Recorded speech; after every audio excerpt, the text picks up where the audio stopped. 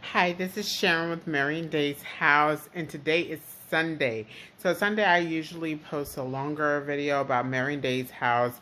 You guys know I've been walking you through my healing journey with my pyoderma gangrenosum wound, and the wound is doing great. And I'm still documenting my well-being and my self-care, things that I've been doing to help with the healing process of this wound. But today, actually, I have not been able to get any self-care done or pay attention to my wound. But I just completed a paper that I needed to submit today, so I've already finished that. So woohoo! Now I can start focusing a little bit on myself. And right now, I haven't done anything. I haven't showered today. I haven't changed my wound dressing. I can show you that right quick. This is my dressing. I know, TMI, but hey, this is what we're documenting. So I'm in my bedroom right now, and my room is a complete mess. So what I want to do, a lot of times I do for self-care, I start cleaning up and purging items out of my room, things that I've collected throughout the week, and just start fresh on the week. Sunday is the beginning of a new week, so that's what I'm going to do. So first thing first, clean up this mess. Okay, so I am back. So I'm just showing you a little bit around my room. And if this is you guys' first time coming to this channel, my name is Sharon, and I started a skincare company called Mary and Dayse House along with my mother here in July 2020. And so we aim to focus on people with severe skin issues like pyoderma gangrenosum, hidradenitis suppurativa, psoriasis, severe acne, and eczema, just to name a few. But however, we supply natural products to everybody, anybody with skin. So that's what we aim to do. As you see, my skin is a mess. I haven't done anything with it at all today because I was so focused on getting that paper submitted. So like I said, I'm cleaning up this messy room, and I'm doing a quick swirl so you can see my room. It's a mess. My bed is unmade. I have water bottles here. Everything is just in a disarray. So I like to clean up and get things smelling nice and fresh to start off with my self-care. Then I'm going to move into my spa treatment. So on the weekends, like Saturday or Sunday, I like to give myself some skin treatment. So I'm going to cleanse my face with my matcha and beetroot facial cleanser. That's by Mary and Dayse House. Then I'm going to go ahead and scrub my face with the pumpkin scrub, wash that off with some warm water, and I'm head in the shower. I'm going to wash my hair and wash off with my Mary and Dayse House agave and honey soap. And then I'm going to go ahead and give myself some skincare with some Mary and Dayse products like the salve, some oil, and also the balm. So we can't forget the balm. I'm going to also show you how I go ahead and take care of my wound. So my wound is doing great. You guys are going to see the progression of the healing process with that actually. So let me get to it and stop talking.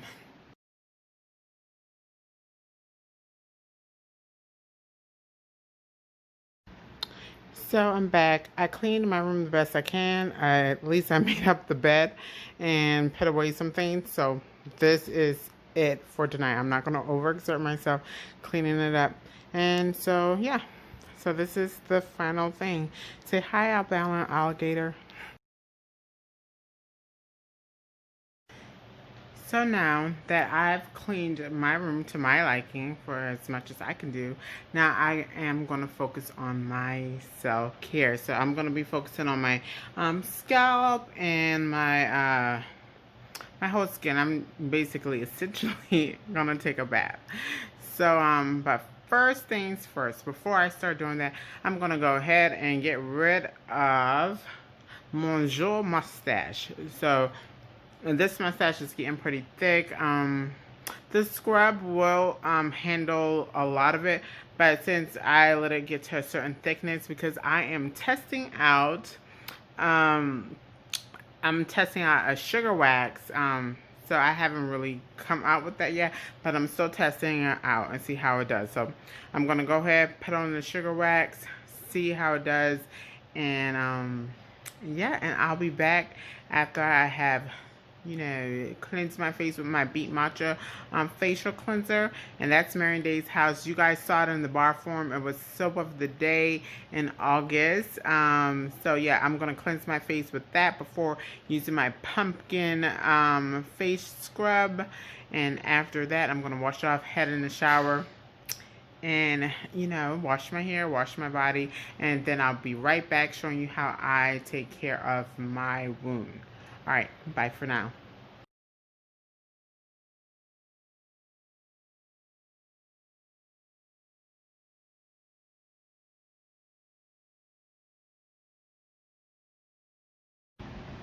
And I'm back. So this is how my wound looks after the shower. And as you can see, what I'm trying to show you here is there is still a little bit of redness along the edges. So that means that it's still a lot of pus that needs to come out. I'm not going to press on it because this pyoderma gangrenosum, it is a flesh-eating disease. So, and so this is where it really wants to eat away up here. Around here, it's fine. So the thing about it is the more you touch it or scrub, the worse it gets. So I just wanted to show you guys, like from previous ulcers, you see why I feel like the progression is of this is going so well. You can see that it's darkening around here, so it's no more eating that's going to be done here. But before, when I used to get these, you see the darkened areas around how far it used to take over my leg. So I was saying, yes, this one started off very small, and it may seem to have spread, which it did spread, but it's not getting progressively worse. Like you see, it's kind of like hanging out in that area. It's not as puffed up anymore. Yeah, so I'm, pretty pleased with it. This is how it looks. You see, it's still a little weepy, but you could tell it's no infection here. The drainage is clear. It doesn't smell. And I just want to show you, like, this leg right here. So this leg is healed, but I see where there's a pyoderma gangrenosum pustule right here. So I'm going to leave that bad boy alone. So I noticed that actually today, so I'm going to put my Mary Day's House eucalyptus and honey ointment on it. I'm not going to bother it too much. Yeah, and so that should go away. I feel that this one is going to go away. This one started off just as small as this. So that's how it starts off. It seems like, oh, no big deal. And it turns into a big monster as such. So I'm going to go ahead and dress this wound, and then we'll come back and talk about the rest of the stuff. So I'm going to put some Mary Day's eucalyptus and honey salve on it and go ahead and dress it. Okay, I'll be back.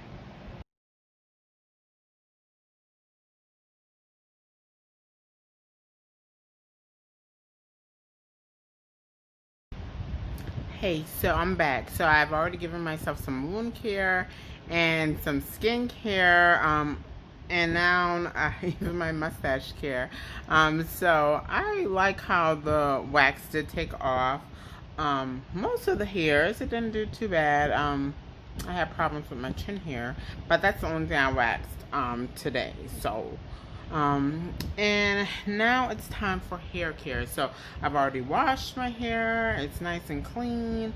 And now all I'm gonna do is I'm gonna put in some leave-in conditioner, some Mary Day's House mustard scalp oil, and twist it up and be ready for the week. So yeah, so I feel like I did a whole self-care thing in an hour. So right now the time, it's almost 8 o'clock, and so yeah, it's not too shabby. I cleaned my room, I got my lovely oasis ready, and I was able to yeah, clean myself up a little bit. I feel better already. My scalp feels wonderful, and nice and cleansed. It always feels good to get rid of your man mustache. At least for me, that makes me feel whole. Just getting rid of the man mustache is a-okay. Gave myself some skincare for those dry spots that I had. So yeah, I'm feeling really good. I really love the eucalyptic honey salve. I put it on all my troubled areas, even areas with my hidradenitis suppurativa. I don't have any flares of those right now, but even in those areas, I just put my salve on because I want to use it for prophylactic reasons, or just to make sure that I wouldn't have any issues down the line. And I did put it on that pyoderma gangrenosum bump that looks like it's trying to start some troubles. So I did want to talk to you guys about the pain when it comes to the pyoderma gangrenosum. So you may be wondering, like, I mean, that hurts. That looks like it hurts. And it does. It does hurt. It's very, very painful. But I've been having wounds for years on. And so yeah, if you listen to my last YouTube videos, you'll hear when it first started.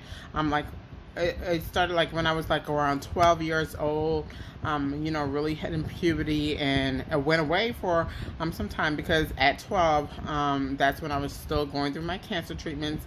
And if you know anything about cancer treatments like chemo, a lot of times it just strips away all the cells, the good and the bad, and it just, your cells are constantly multiplying, so it's like constantly being rebirthed. So my theory, and this is just Sharon Michelle Dayse Avenue theory, that with the regeneration is that it's happening so fast and so quickly that nothing, not even bad stuff, could start. And so essentially that's why it kills cancer. Chemo kills cancer, because cancer, it just regenerates so quickly. So it's going through all that mitosis, meiosis, you know, all the genetics of you know, that's just my science brain thinking, but it goes through all of that stuff very quickly. But the chemo just kind of inhibits that stuff. So it inhibits the growth of bad cells and good cells too. So that's why your immune system gets low during cancer and other systems. So anyway, that's my theory. Like, hey, I wasn't having issues because I was going through cancer treatments, and then when my hormones were elevated again, or just kind of off-kiltered during my pregnancy and after giving birth, it was really off-kiltered. It just kind of reactivated like old things, such as my autoimmune diseases. So yeah, I've been going through, long story short, I've been going through this constantly for like 11 years. My oldest son is about to be 12. So I've been going through this a long time with big ulcers, as you see, like sometimes up and down my legs, both legs, and the hidradenitis suppurativa flares as well. So I'm used to a lot of pain at one time, and I was able to function, go to work, go to school, all those good things, function as a mom, even though painfully. So this one ulcer here, yes, it's painful.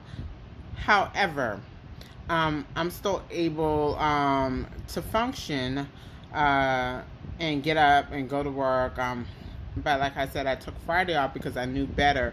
Like if I stayed at work for another day and insulted that area, then it was just going to be no good for me. So I took that time off and was able to, you know, give myself the care that I needed to give here at home. And you guys may be wondering too, why didn't I consult my physician about this? Well, like I said, I've been going through this for 12 years, and I've seen multiple doctors from multiple different specialties. So I kind of know what they're going to say and what they're going to do and what they're going to prescribe and what my insurance can't handle. So yeah, like so I already know the answers to that. There's not a lot of studies done on pyoderma gangrenosum or hidradenitis suppurativa.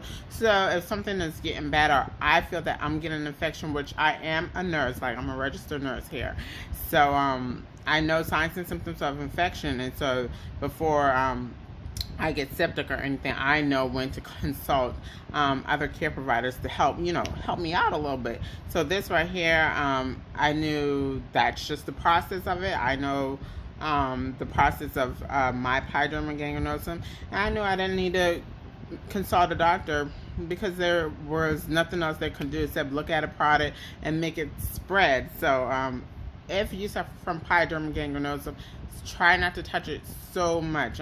As far as dressing changes, I try to keep dressing changes down to a minimum. Like, I mean, of course, if your wound is draining a lot, you need to go ahead and change that, because you don't want to irritate the skin around it. But you could also look into different bandages that may be able to absorb more of the drainage. I'm trying to use layman's term instead of saying serous sanguineous drainage. Yeah, so you could also look for bandages that could absorb more of that drainage there, and help you out a little bit. And so like right now I'm just using simple band-aids or bandages that you can find over the counter, but I have gone online and used some, like, heavy duty wound care with some collagen in it, or some calcium alginate or something like that, that is good for wound healing. But like I told you guys, I'm a nurse, so I kind of know the ins and outs of like wound care, and so yeah, so Mary and Dayse house, yeah, I do incorporate my knowledge as a nurse, and taking wound care classes, and make sure that I'm up for my professional license, but also it helps me build Mary and Dayse house products. So yeah, so this is not just something that I'm willy-nilly thinking of. It's things that I know for sure that has worked with other people as well. So anyway, I'm going to go ahead and tackle this here, and I will be back.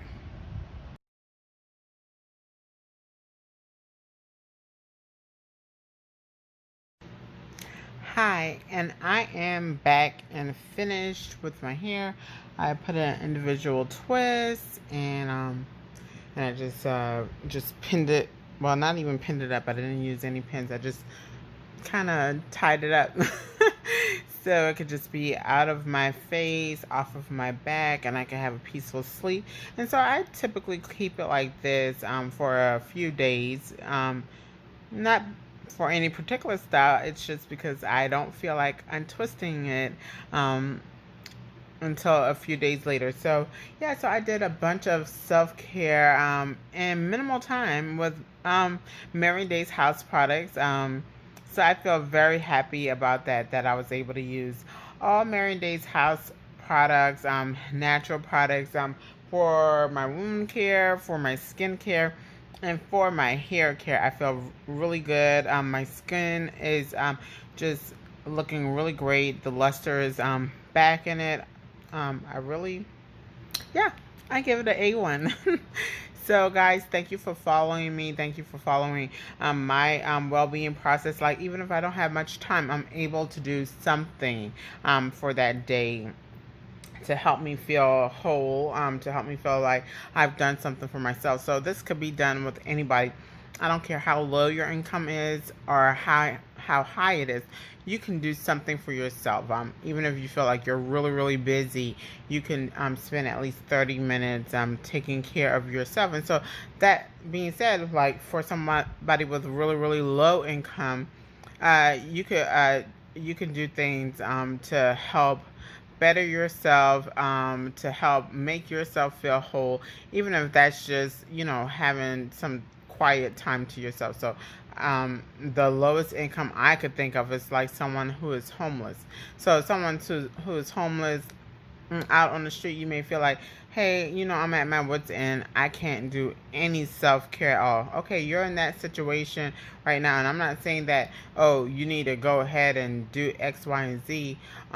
But in order to have self-care, in order to promote well-being, you have to give yourself some time, even if that's some time to just reflect or write in a journal. And if you can't reflect and write in a journal, even if you like to sing songs or fellowship with others. So remember, I don't care how low your income is or how busy you think you are with the biggest income in the world, you can have time for yourself just to meditate, reflect, and fellowship with others. All right, guys, again, thank you for following me. Remember to like, subscribe, hit the bell, comment down below, and tell me how I'm doing, okay? All right, so may your cup overflow with blessings and your skin be blemish free. Bye for now.